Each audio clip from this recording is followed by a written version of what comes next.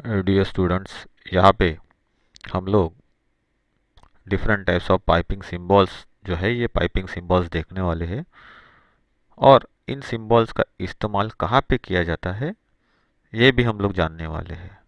So first of all, in symbols की कहाँ पे और क्या ज़रूरत पड़ती है।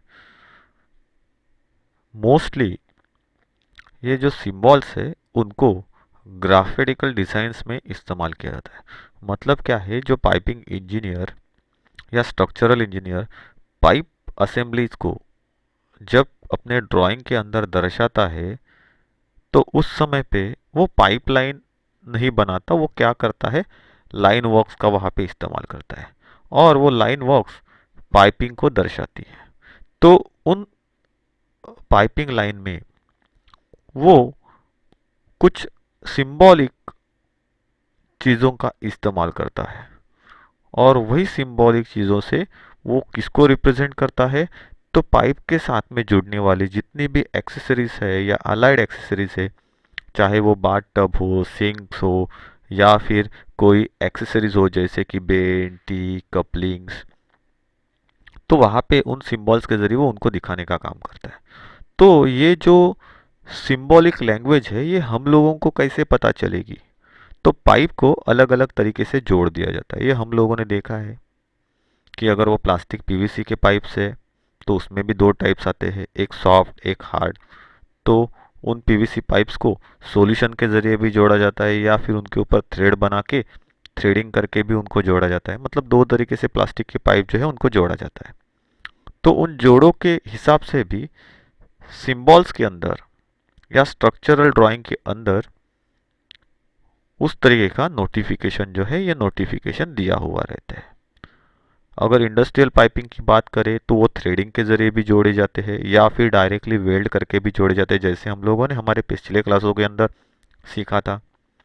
तो यहाँ पे अगर हम लोग बात करें तो अगर हम लोग देखेंगे तो यहाँ पे क्या है, इमेज दिखाई गई है। हम लोगों ने यहाँ पे क्या दिखाई है, डिफरेंट इमेजेस दिखाई है, जैसे कॉन्सेंट्रिक रिड्यूसर है, इसेंट्रिक रिड्यूसर है, कैप है, टी है, रिड्यूसिंग टी है, फिर इक्वल टी है, एल्बोज है, 45 डिग्री वाला, 90 डिग्री वाला एल्बोज है। उसका डिस्क्रिप्शन यहाँ पे दिया हुआ है और इसके अलावा यहाँ पे भी कुछ उनकी इमेजेस दिखाई गई है। लेकिन इनमें डिफरेंस क्या है कि कुछ में हम लोगों को वेल्डिंग करना पड़ता है, तो यहाँ पे आपको थ्रेड नहीं मिलेंगे।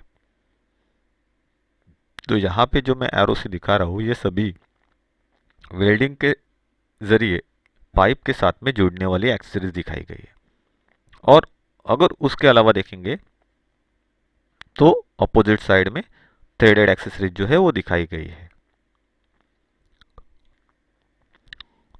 तो जॉइंट के हिसाब से इनको दिखाया गया है, जैसे कि इन एक्सेसरीज को बल्ट वेल्ड के द्वारा, मतलब क्या है, पाइप इनके साथ में सामने सामने पाइप का एंड और इन एक्सेसरीज का एंड सामने सामने लाके उनको जोड़ दिया जाता है।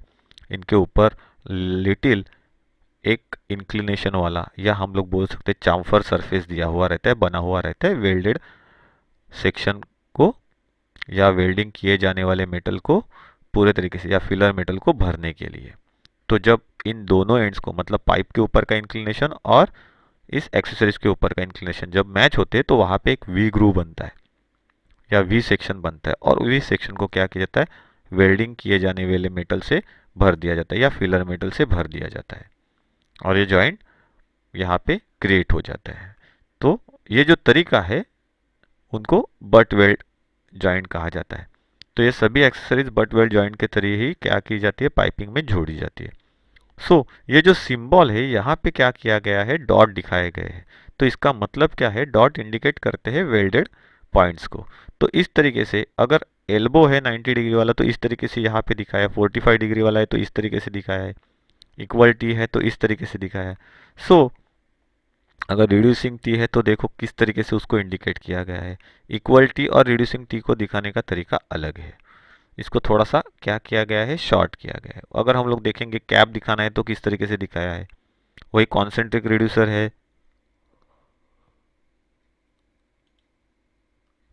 या फिर इसेंट्रिक रिड्यूसर है तो उसको दिखाने का तरीका कैसे है वो दिखाया है। तो ये सिंबल्स हम लोगों को समझने हैं। उसके बाद है सॉकेट वेल्ड। सो सॉकेट्स इस्तेमाल करके या सॉकेट के ज़रिए जब इन एक्सेसरीज को जोड़ा जाता है तो उनके लिए सॉकेट का सिंबल वहाँ पे लगा दिया जाता है। तो ये जो हम लोग देख रहे हैं इस तरीके से, वो क्या है, सॉकेट का सिंबल है। तो ये लगा अगर ड्राइंग में, तो इसका मतलब क्या है, इसको सॉकेट वेल्ड किया गया है। सॉकेट के ज़रिए पाइप्स को वेल्ड करके जोड़ दिया गया है एक्सेसरीज के साथ में। अगर हम लोग वही थ्रेडिंग के ज़रिए जॉइंट होने वाले एक्सेसरीज की बात करेंगे, जैसे 90 डिग्री वाला एल्बो है उसके लिए ये सिंबल है, 45 डिग्री वाला एल्बो है तो उसके लिए इस तरीके का सिंबल है, इक्वल टी के लिए यही सिंबल है, रिड्यूसिंग टी के लिए एक अलग सिंबल है। तो ये socket weld system, butt weld system या थ्रेडेड सिस्टम जो है, इनके अंदर सिंबल्स में क्या चेंजेस हुए हैं, तो उनके बेंड्स वही रह गए हैं। अगर समझो एल्बो है तो उनके बेंड्स अगर हम लोग देखेंगे तो 90 डिग्री में, खाली उनके एंड्स के ऊपर अगर डॉट है तो इसका मतलब वेल्डेड जॉइंट है। अगर वहीं पे ये टाइप का एक यहाँ पे ब्रैकेट बने हुए हैं तो इसका मतलब क्या है, सॉकेट से वेल्ड सिस्टम है। और वही उन एंड्स के ऊपर अगर लाइन बनी हुई है तो उसको क्या कहा जाता है, थ्रेडेड सिंबल्स हम लोग कहते हैं, या इस तरीके से वो पहचाने जाते हैं।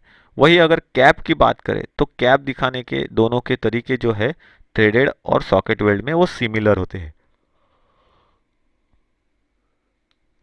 इसके अलावा अगर हम लोग देखें तो यूनियन दिखाने का जो तरीका है, यूनियन किस तरीके से दिखाई जाती है, तो यहाँ पे हम लोग ड्राइंग में देख रहे हैं। तो ये यूनियन दिखाने का तरीका है, इस तरीके से ये यूनियन यहाँ पे दिखाई गई है अगर हम लोग देखेंगे तो। अगर प्लग या कैप दिखानी है तो प्लग और कैप दिखाने का जो तरीका है ये इस तरीके का है। कुछ जगहों के प्लग और कैप्स इस तरीके से दिखाए जाते हैं। वही अगर हम लोग जॉइंट या सॉकेट की बात करें कि सॉकेट और जॉइंट किस तरीके से दिखाया जाता है, तो ये इस तरीके से दिखाया जाता है। तो यहाँ पे हम लोगों ने पाइपिंग वर्क्स में जो सिंबल्स इस्तेमाल किए जाते हैं, आइसोमेट्रिक सिंबल जिसको हम लोग कहते हैं, वो आइसोमेट्रिक सिंबल किस तरीके से दिखाए जाते हैं या किस तरीके से कौन से टाइप का जॉइंट्स है उसके हिसाब से कैसे समझना है, ये हम लोगों ने यहाँ पे देख लिया। इसी के साथ में आगे हम लोगों को देखना है कि फ्लैंजेस जो होती है, अलग अलग टाइप की फ्लैंजेस के बारे में हम लोगों ने सीखा था क्लास के अंदर। तो उसमें से जो फ्लैंजेस होती है उन बेसिक फ्लैंजेस के सिंबॉलिक टाइप्स हम लोग देखने वाले हैं कि फ्लैंजेस को सिंबल से किस तरीके से दिखाया जाए।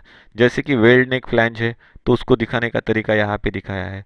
वही सॉकेट वेल्ड फ्लैंज है तो उसको किस तरीके से दर्शाया जाता है ड्राइंग में।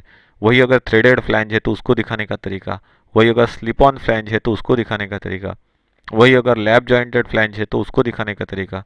या ब्लाइंड ब्लाइंड फ्लैंज है, मतलब पूरे तरीके से ब्लाइंड है, उसको कहीं भी ओपन स्पेस नहीं है, खाली ज्वाइनिंग के लिए या एंड को क्लोज करने के लिए थ्रेडेड सेक्शन दिया हुआ है, तो वो दिखाने का तरीका यहाँ पे सिंबल के जरिए दिखाया गया है। उसके बाद बात आती है किनकी, तो वॉल्स की। तो डिफरेंट टाइप्स ऑफ वॉल्स हम लोग इस्तेमाल में लाते हैं, जैसे gate valve, globe valve, ball valve, butterfly valve, needle valve, ये मेन टाइप्स है। और इन्हीं के ऊपर तोड़ मोड़ के दूसरे अलग टाइप्स के वॉल जो है डिज़ाइन किए गए हैं। सो ये वॉल्स अलग अलग जगह पे अलग अलग पर्पज़ के हिसाब से बनाए गए हैं। तो इनको भी बट वेल्ड के द्वारा ज्वाइन किया जाता है असेंबली में। अगर हम लोग बात करेंगे तो फ्लैंज जो सिस्टम होती है वो फ्लैंजेस सिस्टम, मतलब इन ऊपर वाली फ्लैंजेस का इस्तेमाल करके भी इन वॉल्स को जोड़ा जाता है, क्योंकि कुछ वॉल्स ऐसे होते हैं जिनके ऊपर फ्लैंजेस ऑलरेडी बनी हुई रहती है, उनके पार्ट्स के ऊपर या बॉडी के साथ में जुड़ी हुई रहती है या बनी हुई रहती है बॉडी के ऊपर ही, और उनको फिर क्या किया जाता है, पाइप के ऊपर जो फ्लैंज होती है उनके साथ में जोड़ा जाता है। तो ये फ्लैंज सिस्टम भी दिखाया है कि फ्लैंज सिस्टम में अगर वो पर्टिकुलर गेट वॉल जोड़ दिया गया है तो कैसे दिखेगा। उसके बाद में सॉकेट और थ्रेडेड सिंबल से मतलब क्या है, कुछ जो वॉल्स होते हैं उनके अंदर थ्रेड बने हुए रहते हैं और वो डायरेक्टली पाइप के साथ में कनेक्ट होते हैं। सो वेल्डिंग करने के बाद कनेक्शन में गेट वॉल कैसे दिखेगा, तो यहाँ पे वो दिखाया है ड्राइंग में। अगर वही फ्लैंज के साथ में जुड़ा हुआ है कनेक्शन में तो वो कैसे दिखेगा या इंडिकेट होता है, तो उसको दिखाया है।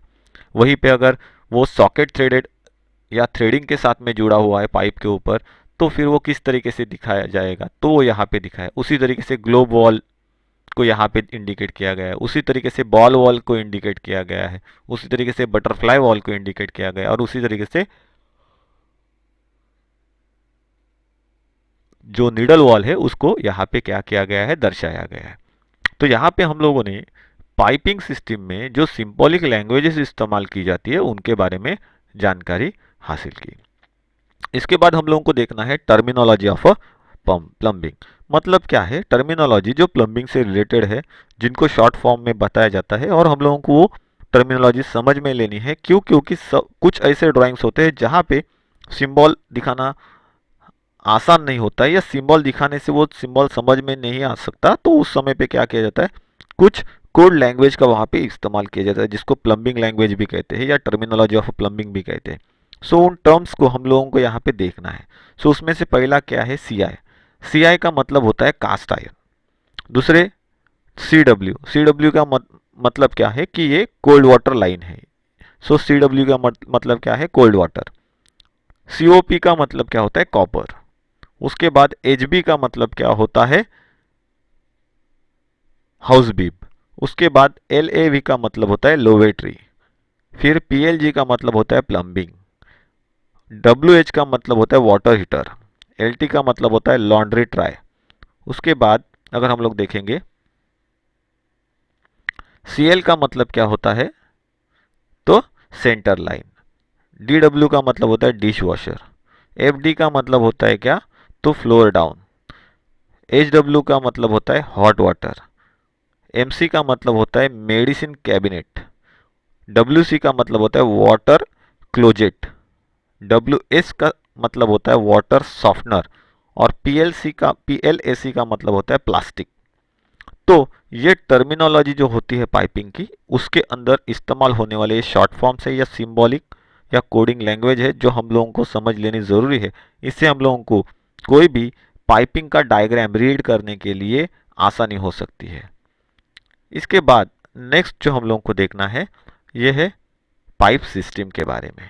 तो प्लम्बिंग सिस्टम में मेन दो तरीके की पाइपिंग सिस्टम जो है, ये ड्रेनेज पाइपिंग सिस्टम इस्तेमाल में लाई जाती है। सो ये ड्रेनेज पाइप सिस्टम जो है, सीवेज तक ले जाने के लिए जो इस्तेमाल का या इस्तेमाल किया हुआ पानी होता है, उसको सीवेज लाइन तक ले जाने के लिए किया जाता है। इमारत में या किसी बिल्डिंग में ड्रेनेज सिस्टम जो होती है, ये दो तरीके की होती है। एक को कहा जाता है टू पाइप सिस्टम, मतलब दो पाइप सिस्टम, इसके अंदर दो पाइप्स इस सिस्टम इस्तेमाल में लाई जाती है। और दूसरी होती है one pipe system. Two pipe system और वन पाइप सिस्टम। तो टू पाइप सिस्टम क्या है और वन पाइप सिस्टम क्या है, हम लोग इसके थ्रू जानकारी हासिल करेंगे। सो टू पाइप सिस्टम के अंदर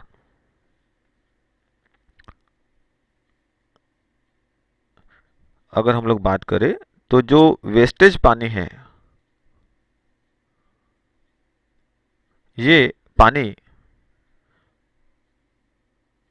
बड़े डायमीटर वाले वर्टिकल सॉइल पाइप जो होता है उसके अंदर जाता है, जो डायरेक्टली सीवेज नेटवर्क जो होता है उससे मिल जाता है।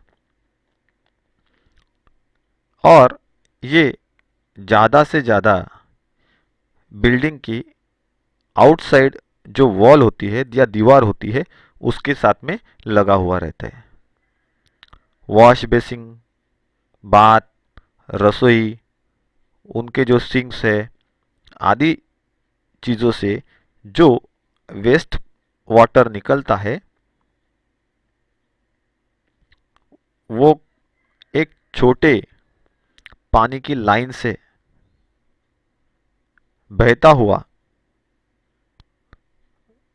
पाइप के अंदर चला जाता है।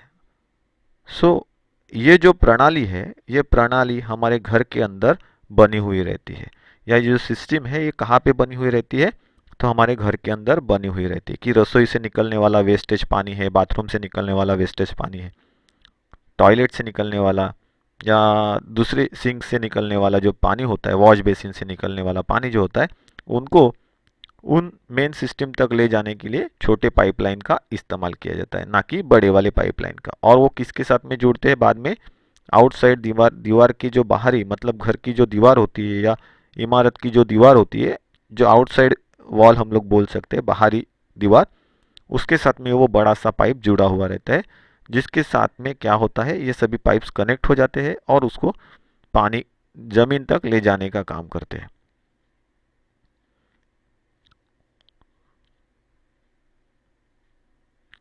और ये वेस्टेज ले जाने वाली जो भूमिगत लाइन होती है, ये कैसे होती है, जमीन से थोड़ा नीचे बनी हुई रहती है और अलग अलग पाइप की जो शाखाएं होती है अलग अलग जगह से आने वाली, वो उसके साथ में क्या होती है, जमीन के अंदर जुड़ी हुई रहती है। सो बैक साइफनिंग रोकने के लिए और ड्रेनेज की गैसेस जो होती है, अगर वहाँ पे कोई बन रही है तो उनको डिस्चार्ज करने के लिए बड़े साइज की सॉइल पाइप जो है ये गटरिंग के ऊपर बाहर की ओर खुली हुई रहती है। सो गटरिंग के ऊपर मतलब क्या है, अगर सिस्टम के अंदर जो वेस्ट वाटर सिस्टम को या गंदे पानी को ले जाने वाला जो पाइपिंग है या नाला है उसके अंदर वो गैसेस क्रिएट हो जाएंगे, तो वो सिस्टम को क्या कर सकते हैं, पूरे तरीके से डैमेज कर सकते हैं, क्योंकि वो वहाँ पे दबाव बनाएंगे जो कि वो डेंजरस होगा सिस्टम के लिए। तो वो बाहर आने के लिए क्या किया जाता है, उनको बाहर लाके हवा में छोड़ने के लिए क्या करते हैं, उन नालियों के ऊपर से एक पाइपलाइन सीधी वर्टिकल पोजीशन में खड़ी की हुई रहती है, जैसे हम लोग देखते हैं हमारे बिल्डिंग्स के अंदर या फ्लैट्स या किसी का बंगलो रहेगा या घर रहेगा, तो वहाँ पे भी हमारे टॉयलेट बाथरूम के आगे की तरफ एक साइड में एक पाइप ऊपर की तरफ छोड़ दिया जाता है। मतलब क्या है कि वहाँ पे इसका मतलब है कि गैसेस क्रिएट होने वाले हैं जो कि बहुत ज़्यादा डेंजरस हो सकते हैं, वो सिस्टम को ख़राब कर सकते हैं, टॉयलेट बाथरूम का जो ड्रेनेज सिस्टम है उसको वो ख़राब कर सकते हैं।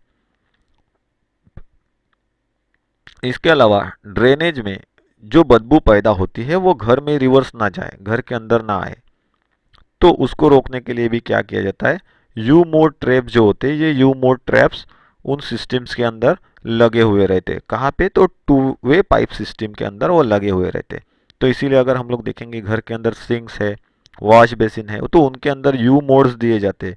तो इसका मतलब क्या है, उस यू मोड के अंदर पानी जो है ये पानी सेव हो जाता है, और जिसका बेनिफिट क्या है कि पानी वहाँ पे रुकता है, पूरा का पूरा पानी निकल के वेस्ट वाटर सिस्टम के अंदर जाता नहीं। तो इसका बेनिफिट हम लोगों को क्या होता है कि जो गैसेस है उस पानी की वजह से क्या है वहाँ से वहाँ पे रुक जाते हैं और उसके अंदर से फ्लो नहीं होते, तो उसका एक बेनिफिट हो जाता है। नहीं तो ये क्या हो जाएगा, अगर वो स्ट्रेट है तो सीधा वो गैसेस जो गंदी नाली में क्रिएट हो रहे हैं वो सीधा हमारे घर के अंदर आ सकते हैं। तो इसीलिए उसको यू मोड जो है या उसको यू मोड ट्रैप्स भी बोलते हैं। तो ये यू ट्रैप्स लगे हुए रहते हैं जो कि पानी से भरे हुए रहते हैं। सो नाली से निकली हुई वेस्ट सीवर जो है ये क्या करती है, तो फिर थोड़ा आगे जाने के बाद सॉइल वाटर जो होता है उस सॉइल वाटर के साथ में जा मिलती है, और ये जहाँ पे मिलती है वहाँ पे क्या किया जाता है, एक ऑब्जर्वेशन चेम्बर बना हुआ रहता है, और जहाँ पे उनके ऊपर एक मैनहोल कवर बना हुआ रहता है। सो टू वे जो सिस्टम है, पाइप सिस्टम, इनकी जो या इनके अंदर जो क्रिएट होने वाली प्रॉब्लम्स होती है वो किसके साथ में जुड़ी हुई रहती है, मोस्टली जो नालियाँ रहती है उनके साथ में जुड़ी हुई रहती है, जहाँ पे बहुत सारी शाखाएं या कनेक्शंस एक ही साथ में मिले हुए रहते हैं। और इसका क्या डिसएडवांटेजेस है, तो मोस्ट ऑफ ऑल ये जो सिस्टम है उस सिस्टम के अंदर जो गंदगी है, ये गंदगी मतलब जैसे आजू बाजू से निकलने वाले गिरने वाले पत्ते हो गए, कचरा हो गया, कूड़ा हो गया, वो इस सिस्टम के अंदर ब्लॉकेज क्रिएट करते हैं। जैसे कि हम लोग देखते हैं बारिश में बम्बई में क्या होता है, सब जगह पे पानी इकट्ठा हो जाता है, वो ड्रेनेज सिस्टम से नहीं निकल जाता, फिर लोग आते हैं अंदर से कचरे को बाहर निकालते, तब वो पानी वापस क्लीन होता है।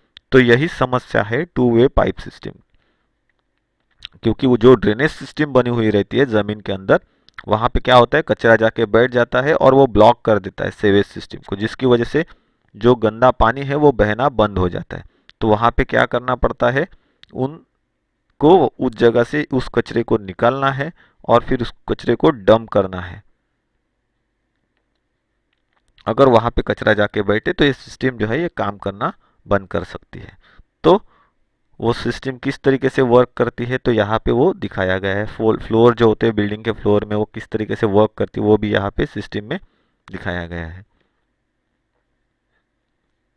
इसके बाद नेक्स्ट जो हम लोगों को देखना है ये है वन पाइप सिस्टम को। वन पाइप सिस्टम, इस सिस्टम के अंदर दो अलग अलग पाइप न होकर केवल एक ही मेन वर्टिकल पाइप होता है। तो टू वे में क्या होता है, दो पाइप्स होते हैं वर्टिकल पाइप्स। एक क्या काम करता है, एक गंदगी को ड्रेनेज की ओर लेके जाता है और दूसरा जो है वो सेफ्टी टैंक की ओर गंदगी को ले जाने का काम करता है। और एक पाइप ऐसा रहता है जो कि हवा में गैसेस और अदर जो वेपर्स क्रिएट होने वाले उनको ऊपर ले जाने का काम करता है। तो ये एक सिस्टम है। और वन वे में क्या होता है, एक ही पाइप दिया हुआ रहता है और दूसरा जो वेंट पाइप होता है वो दूसरी तरफ होता है जो कि गंदी हवा बदबूओं को बाहर छोड़ने का या हवा में छोड़ने का काम करता है। तो जो हम लोग ड्राइंग में देख रहे हैं, एक वेंट पाइप है और दूसरा जो है ये कौन सा है, सेवेज पाइप है। तो एक ही मेन पाइप है वर्टिकली जो बिठाया जाता है। जो इनके साथ में जुड़े हुए जो फिक्चर्स या शाखाएं होती है पाइप्स की, उनके साथ में जुड़ा हुआ रहता है। ये पाइप जो है ये नाइट सॉइल, स्लेज वाटर मतलब कूड़ेदार पानी है या नाइट सॉइल वाटर है कचरे वाला पानी, इनको इकट्ठा करने का काम करता है। और मेन पाइप जो होता है ये टावर या मुख्य पाइपलाइन जो होती है वो टॉप पर लगे हुए जो काउल या ढक्कन होता है वो क्या करता है, सिस्टम को वेंटिलेट करता है, जिसकी वजह से ऊपर से आने वाला प्रेशर जो है ये सिंगल लाइन होने के बावजूद भी पानी को पूरे प्रेशर के साथ में उस सेवेज लाइन तक छोड़ने का काम करता है। तो ये एक इसका बेनिफिट है। तो ये ध्यान में रखना है, वन वे सिस्टम और टू वे सिस्टम में क्या होता है, तो जो सेवेज लाइन होती है प्लम्बिंग के अंदर इस्तेमाल में लाने वाली, उस सेवेज लाइन में टू वे में क्या होते हैं, टोटल 3 पाइप्स होते हैं। एक जो ड्रेनेज सिस्टम के साथ में जुड़ा हुआ रहता है, दूसरा जो सेप्टिक टैंक के साथ में जुड़ा हुआ रहता है, तीसरा जो गैसेस क्रिएट होते हैं ड्रेनेज में उन गैसेस को या वेपर्स को बाहर छोड़ने का काम करता है। और वही वन वे में क्या होता है, इन सभी का काम करने के लिए एक ही सिस्टम बनी हुई रहती है, एक ही पाइप जुड़ा हुआ रहता है और उसके साथ एक वेंट पाइप होता है जो भी गैसेस और ये कुछ भी क्रिएट होता है उसको बाहर छोड़ने के लिए बना हुआ रहता है। तो ये वन वे और टू वे जो पाइपिंग सिस्टम है वो हम लोगों ने यहाँ पे देख ली, समझ ली। उसके बाद हम लोगों को देखना है रेन वाटर हार्वेस्टिंग। सो रेन वाटर हार्वेस्टिंग ये जो है इसका मेन पर्पज़ क्या है, तो हम लोगों को मैंने पहले भी अपने क्लासेस में बताया है।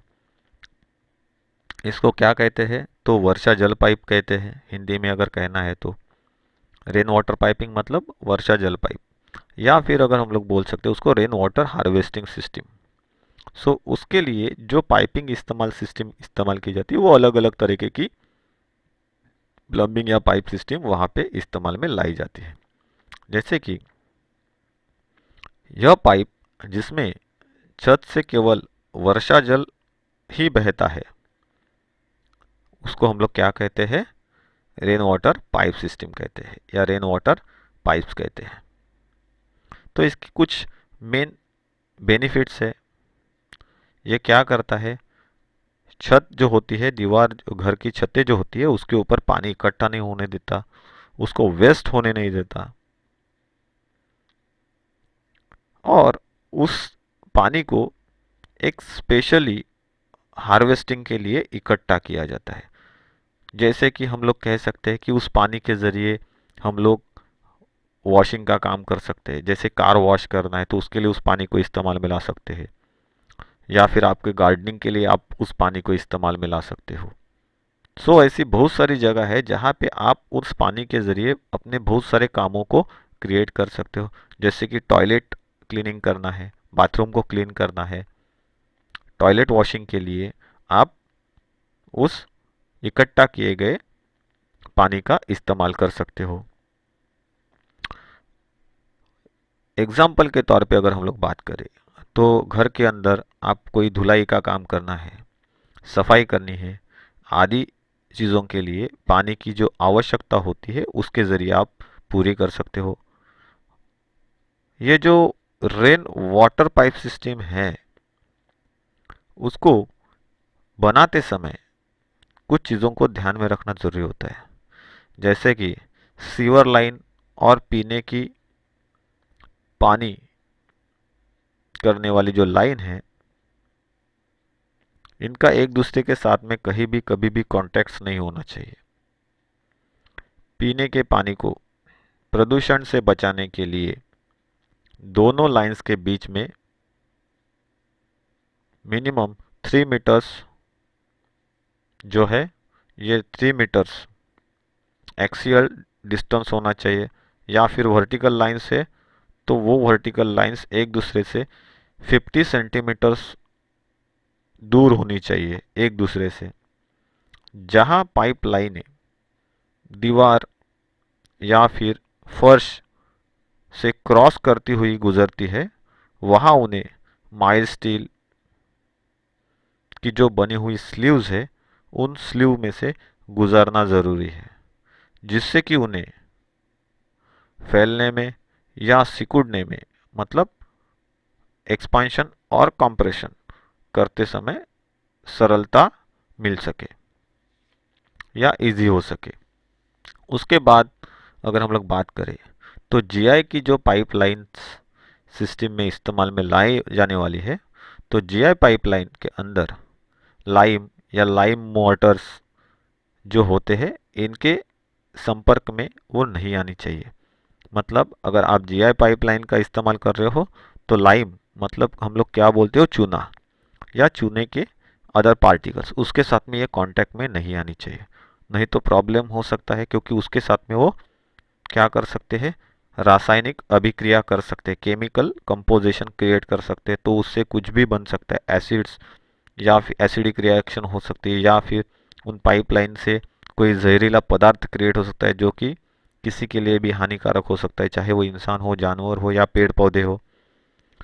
उसके बाद अगर हम लोग बात करें तो रेन वाटर पाइपलाइन या पाइपिंग जो है, पानी के टैंक में ओवरफ्लो पाइप लगा होना चाहिए, तो हम लोगों को पता हो जाए कि पानी भर के टैंक से बाहर जा रहा है। सो पानी की जो टैंक है या उसकी जो ट्रेसिंग्स है ये 30 सेंटीमीटर हाइट पे होनी चाहिए, जिससे कि उसकी सफाई आसानी से हम लोग कर सके। फिर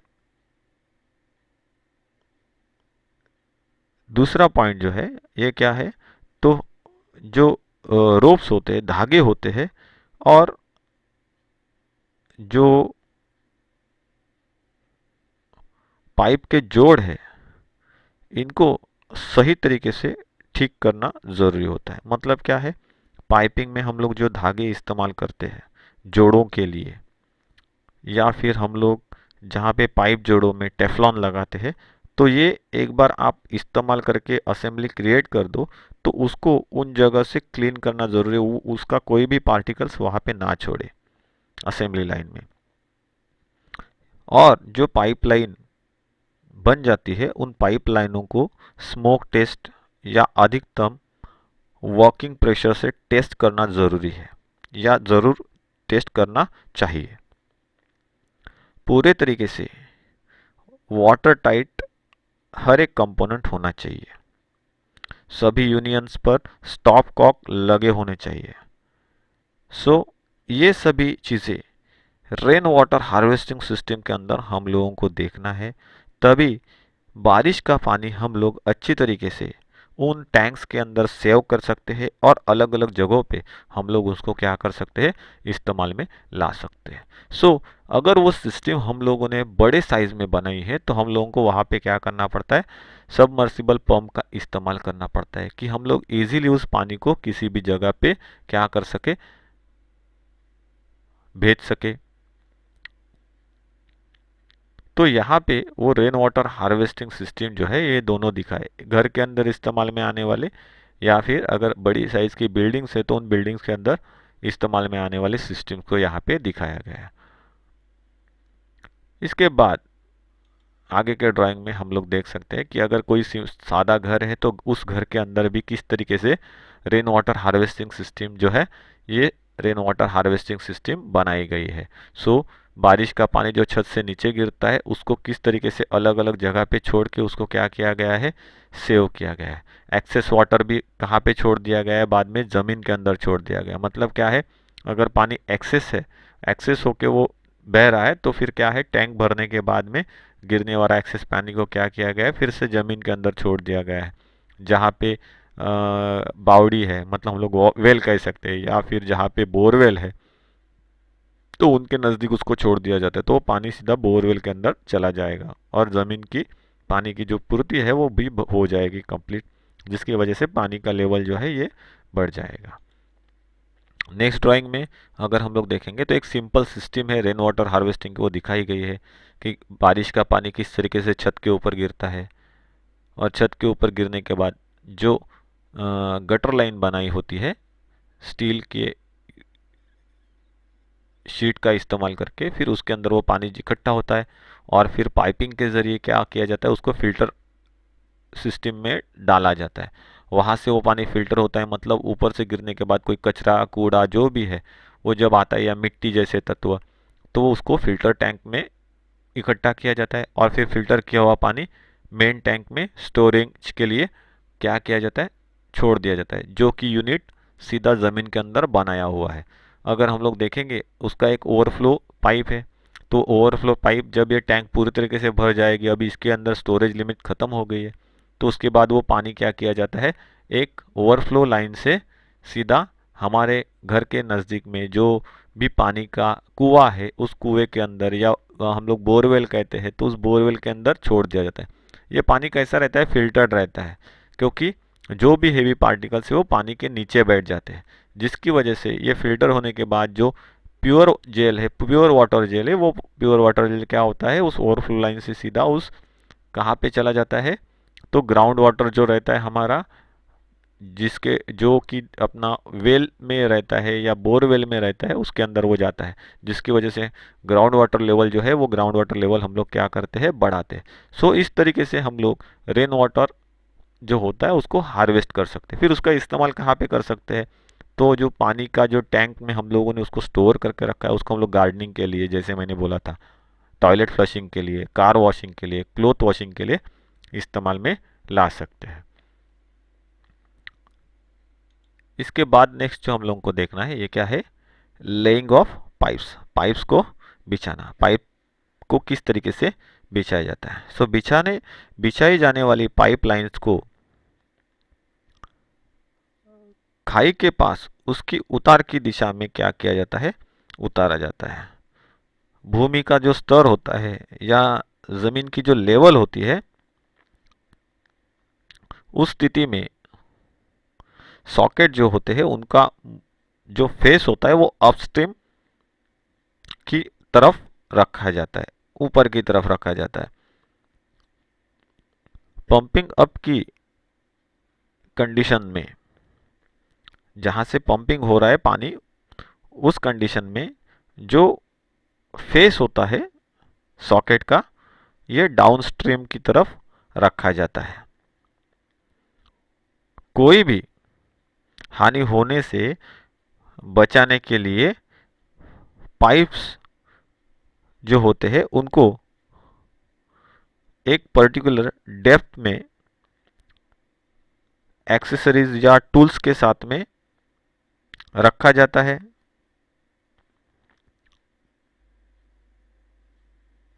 इसके अलावा पाइपलाइन बिछाते समय ये ध्यान में रखना है कि पाइप्स के अंदर कहीं भी कोई भी गंदगी नहीं होनी चाहिए। पाइप्स का जो कनेक्शन हम लोग करने जा रहे हैं वहाँ पे एक्सेसरीज और पाइप्स का कभी मिलाप नहीं होना चाहिए। मतलब क्या है, उनको हमेशा एक दूसरे से अलग रखना है।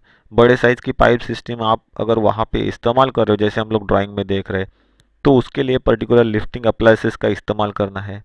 उसको वेरीफाई करने के लिए आपको पर्टिकुलर पाइप्स को किस तरीके से बैलेंस करना है, अलाइन करना है, उसका नॉलेज होना ज़रूरी है। जैसे कि यहाँ पे हम लोग ड्राइंग में देख रहे हैं कि पाइप को अलाइन करने के लिए दोनों साइड में ट्रायंगुलर ब्लॉक्स लगाए गए हैं, जिसकी वजह से पाइप अलाइन हो रहा है दूसरे पाइप के साथ में। जैसे ये पाइपलाइन बिछाई जा रही है और हम लोग उसको देख रहे हैं, ये ज़मीन के अंदर गड्ढा खोद के ये बिछाई जा रही है। कुछ जगह पे पाइपलाइंस को एक जगह से दूसरी जगह ले जाने के लिए क्या किया जाता है, मशीनों के ज़रिए पाइप्स को क्या है, ज़मीन के अंदर उसे गुजारा जाता है। कुछ जगह पे इंसान के ज़रिए भी ये पाइपलाइन जो होती है हमारे घर के अंदर इस्तेमाल में आने वाली, वो बिछाई जाती है। मतलब आप ऑटोमेटिकली मशीन के थ्रू भी कर सकते हैं या मैनुअल ऑपरेशंस के थ्रू भी उन पाइपलाइंस को क्या कर सकते हैं, बिछा सकते हैं। ये हमेशा ध्यान में रखना है। पाइप्स या उसकी जो संसाधन है, एक्सेसरीज है, उनको कभी भी गंदा होने नहीं देना है, ना ही कहीं गड्ढे में या कचरे में गिरने देना है। क्योंकि दिखने के लिए भले वो हार्ड हो, लेकिन उसके अंदर कुछ सॉफ्टनेस होती है। तो अगर वो ज़मीन के अंदर या किसी कचरे में वो गिरे तो उसके अंदर के जो थ्रेड्स होते हैं उनको डैमेज होने के चांसेस होते हैं, पाइप के डैमेज होने के चांसेस होते हैं। सो पाइप को बिछाते समय कुछ चीज़ों को ध्यान में रखना है। ये उनमें से ही कुछ चीज़ें मैं आपको बता रहा हूँ। फिर उसके बाद अगर हम लोग देखेंगे तो पाइप के जो जोड़ होते हैं या जॉइंट्स होते हैं, ये जॉइंट्स क्रिएट करते समय बहुत ज़्यादा सावधानी जो है वो सावधानी बरतनी चाहिए। जब पाइप को बिछाने का कार्य न चल रहा है तो जो भी पाइपलाइन सेट की गई है उसके ओपन एंड जो है उसको बंद कर देना ज़रूरी है, जिसकी वजह से पाइप की लाइन के अंदर कोई कचरा या फिर किसी गड्ढे का पानी या गटर का पानी बह के ना जा सके।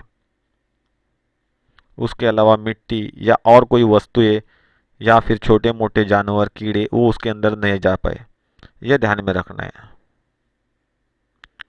इसके अलावा पाइप्स को जब आप किसी जगह से नीचे की तरफ ले जा रहे हो तो उसके लिए पुली पुली ब्लॉक्स या फिर लिफ्टिंग अप्लायंसेस का इस्तेमाल करना है और उसको सही तरीके से उन जगह तक ले जाना है या उतारना है।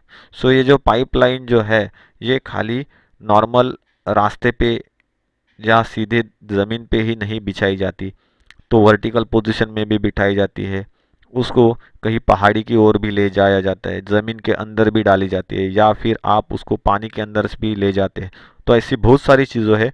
तो जो वहाँ का एटमॉस्फेरिक या वर्क कंडीशन है उसके हिसाब से आपको सही तरीके के टूल्स, इक्विपमेंट्स का इस्तेमाल करके वो पाइपलाइन बिछाने का काम जो है, ये पाइपलाइन बिछाने का काम ज़रूर करना है।